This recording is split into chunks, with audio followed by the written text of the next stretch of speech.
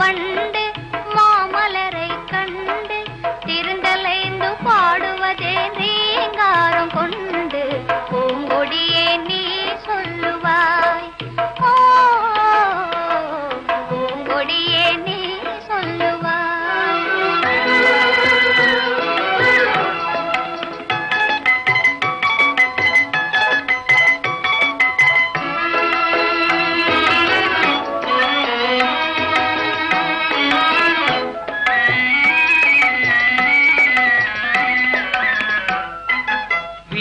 இன்பநாதம் எழுந்திடும் வினோதம் விரலாடும் விதம் போலவே